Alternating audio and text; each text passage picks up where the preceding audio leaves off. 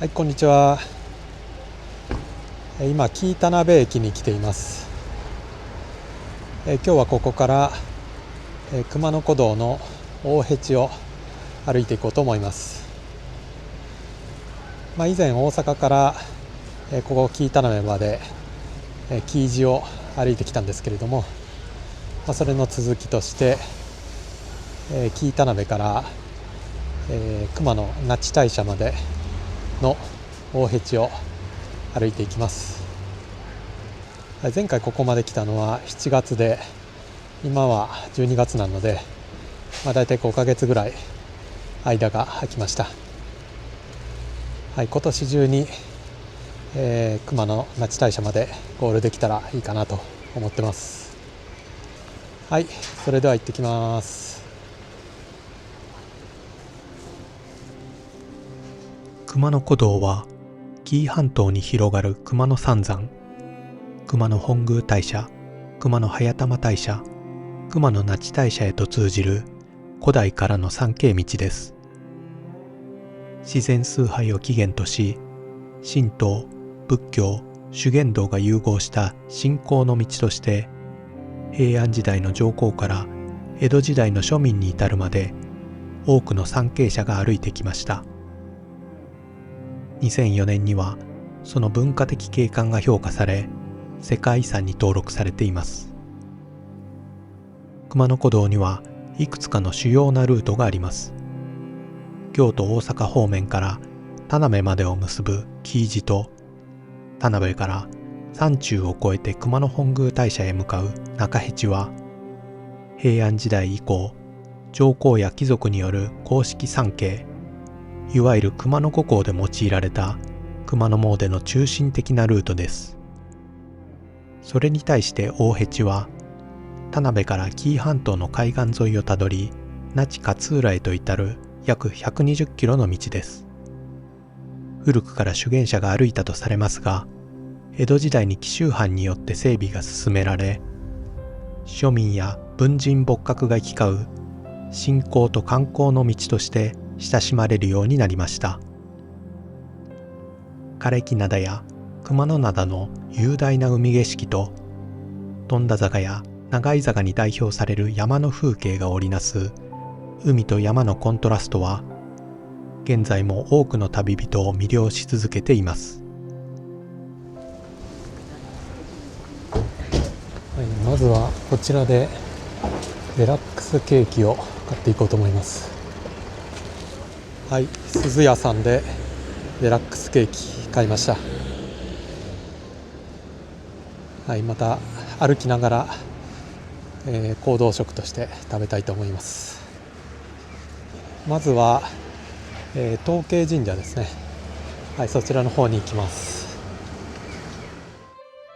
今回は大辺地の起点である田辺を出発し、市街地を南へと進みます。宗道寺から最初の峠道である富田坂を越えて引川へと下っていきます。引川では大辺地で唯一船を使って渡る阿児の渡しを利用し、川を越えます。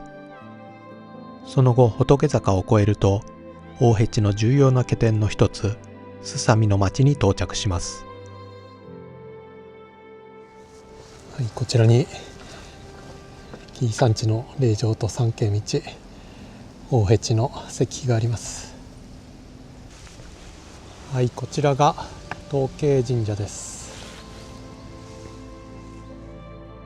東慶神社は白河法皇の時代に熊野三所権現を勘定したことで、熊野三山の別宮的存在として熊野詣の重要な拠点となりました。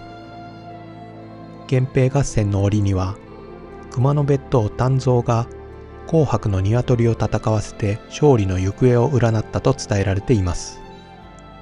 この故事が東慶神社という名の由来とされています。熊野別当湛増と、その息子の弁慶ですね。中辺地や紀伊路と同じように、大辺地にも大院帳があります。東慶神社にもスタンプがあるので押していこうと思います。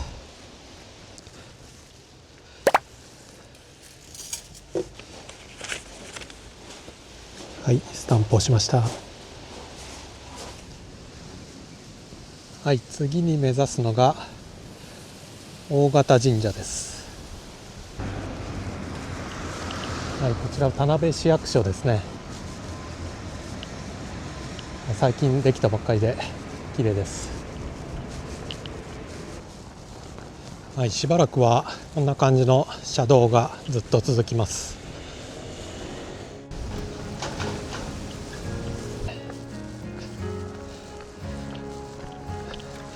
大フェチもちゃんと道標が整備されているので、はい、迷うことはないです。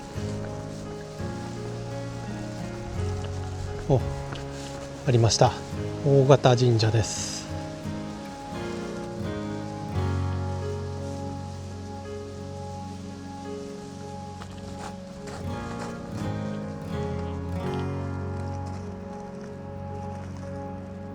大型神社の脇の坂をずっと登ってきて、国道42号線の上を通ります。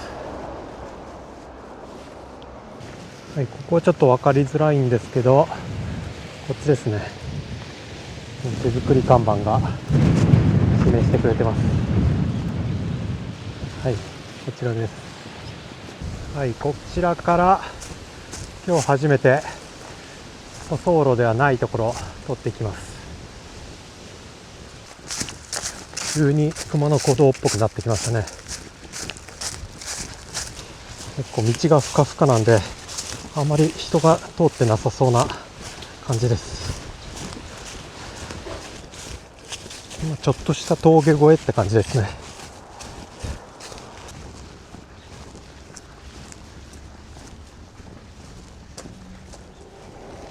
はい、ここに道標がありました。熊野道右大ヘッジと書いてあります。はい、ここ右に行きます。はい、こちらが市原神社です。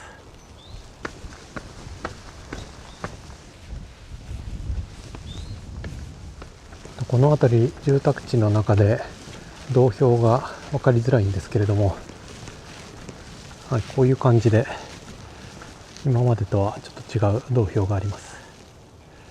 はい、次は平間神社 6.2 キロですね。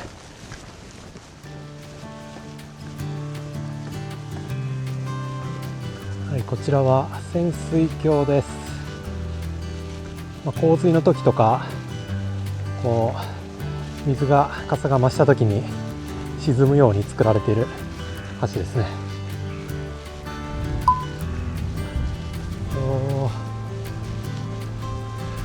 気持ちいい。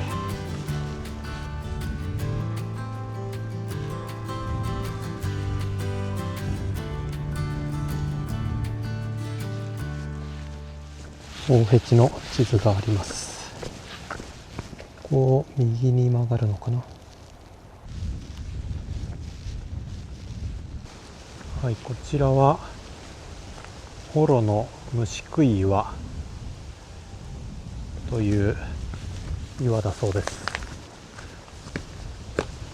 あ、上のあれですね。この蜂の巣みたいな穴が開いてる岩ですけど、あれが幌の虫食い岩ですね。そしてこちらは大日堂ということで、大日如来が祀られているそうです。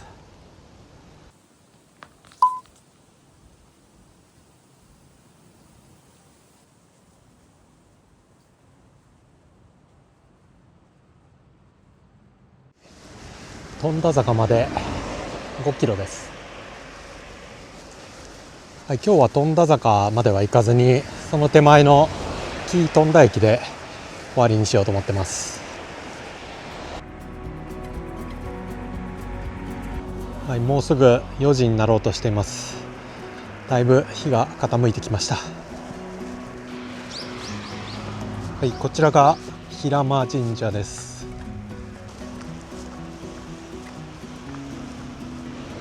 前の紀伊路歩きの時、現代の王子認定をしたローソンがありました。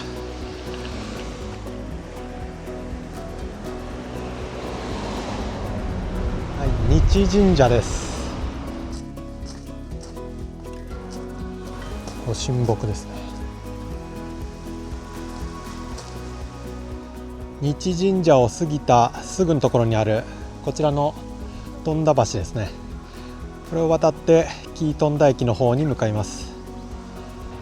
大辺地はこの道をまっすぐ進むんですが、はい、明日、ここから富田坂の方に行きたいと思います。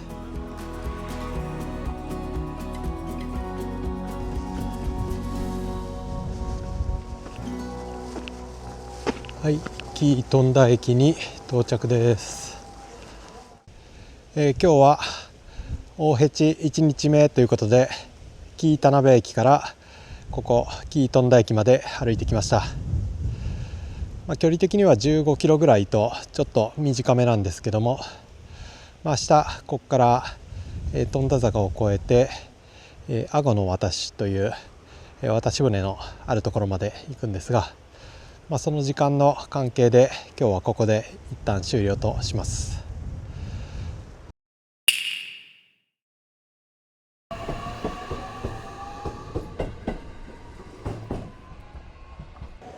はい、おはようございます。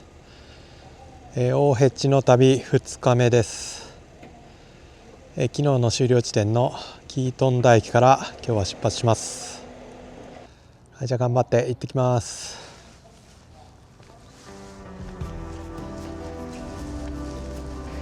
今日最初に向かうのは総道寺ですね。 1.3 キロ。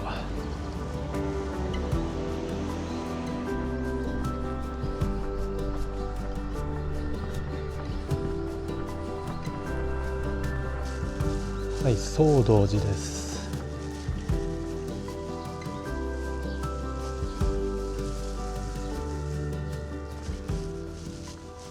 はい、ではこれから富田坂の方に登っていきます。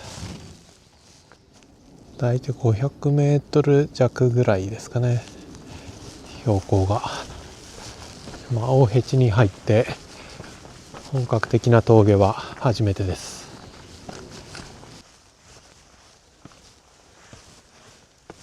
結構薄暗い感じですね。はい、富田坂のスタンプがありました。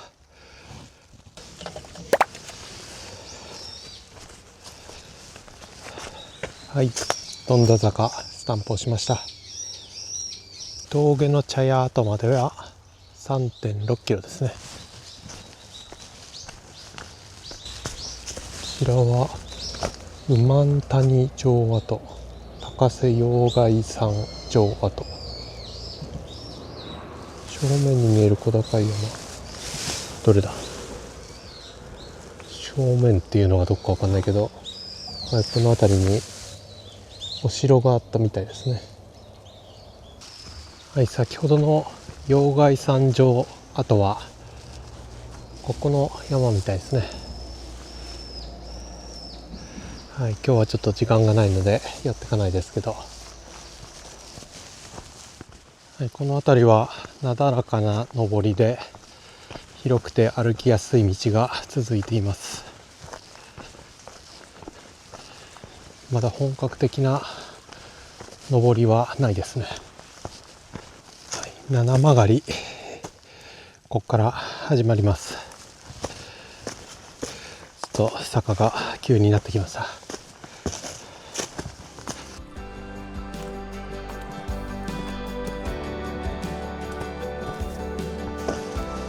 おー、ここはいいですね。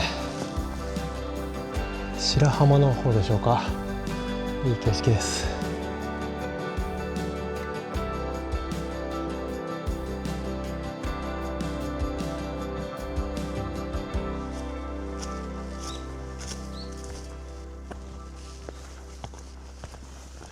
七曲りは終わったみたいで、もう急な坂道はなくなりました。はい、もうすぐ峠の茶屋に着くと思います。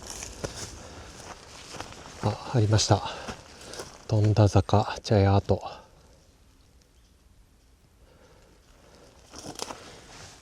はい、特に茶屋っぽい雰囲気は残ってないですね。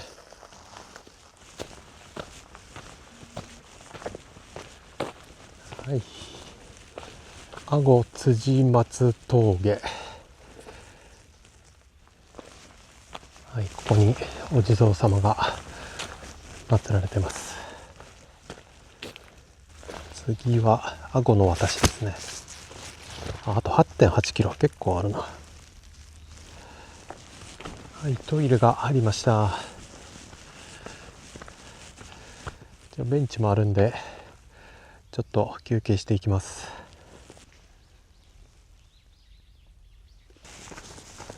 ここは何でしょうか。だだっ広い広場が出てきましたが、特に何も書いてないんで、何でしょうね。ここは日が当たって結構あったかいです。はい、この辺りは舗装されてますね。下り坂が、昔の雰囲気はちょっとないんですけれども、歩きやすいのは歩きやすいです。阿児の渡しまではあと5キロですね。これで富田坂は終わりですかね。梵字島、こちらですね。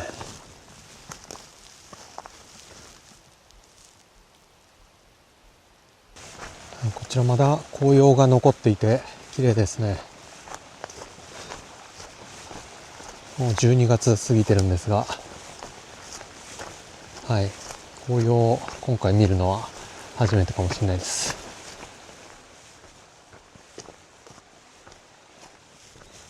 はい、こちらは庚申島です。はい、あそこに庚申という文字が見えますね。引川ですね。ああ、綺麗だ。はい、この川を阿児の渡しで渡ります。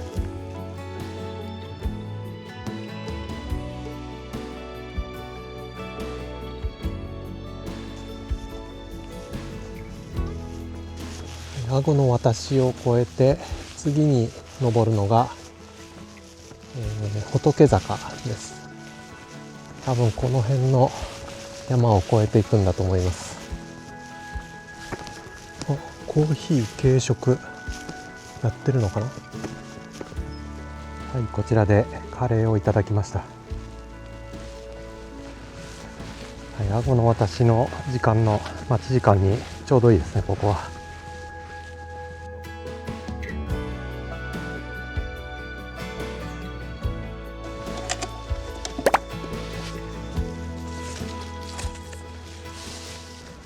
はい、阿児の渡し。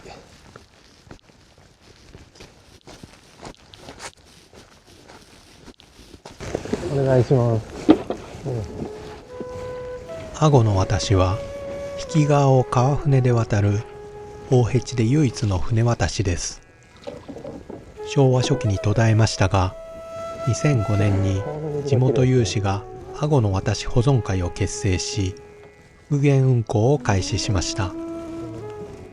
その後、船頭高齢化や資金難で一時休止しましたが、2024年世界遺産登録20周年を機に再復活しました。雨降らないので、やっぱり渇水です。あ、渇水なんですか、これで。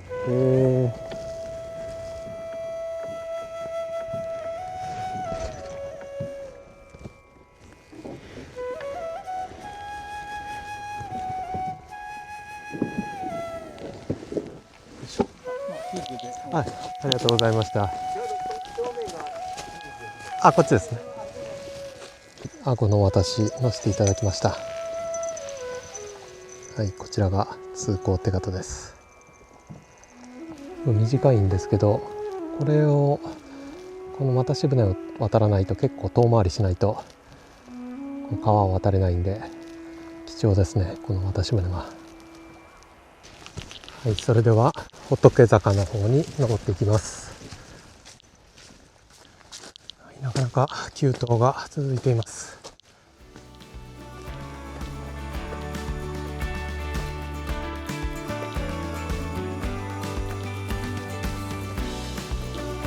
だいぶ戻ってきまして、稜線みたいなところに来ました。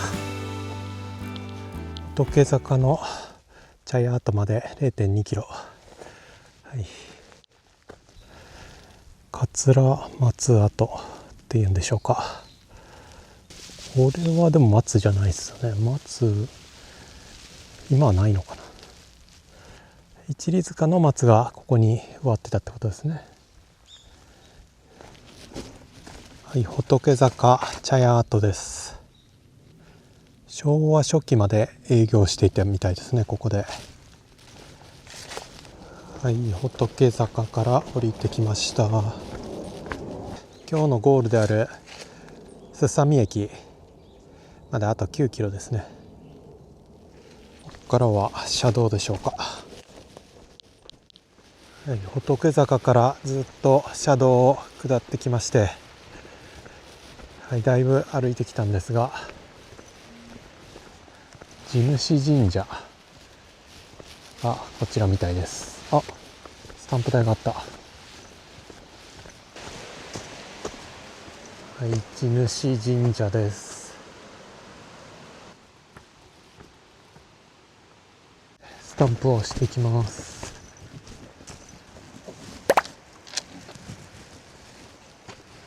はい、地主神社です。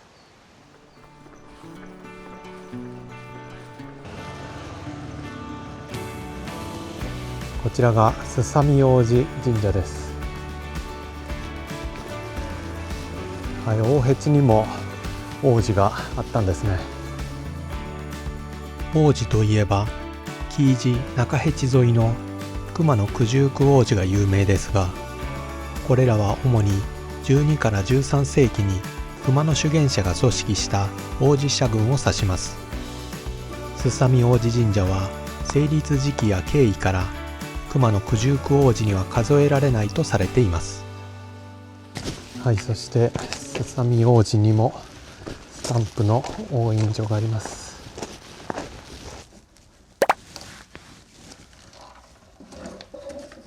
はい、すさみ王子神社のスタンプです。はい、すさみ駅に到着しました。大辺地2日目は、紀伊富田駅から富田坂を越えて、阿児の渡しという渡し船に乗りまして、最後仏坂を越えてここすさみ駅まで来ました。だいたい距離は25キロぐらい歩きました。はい、明日またここから出発します。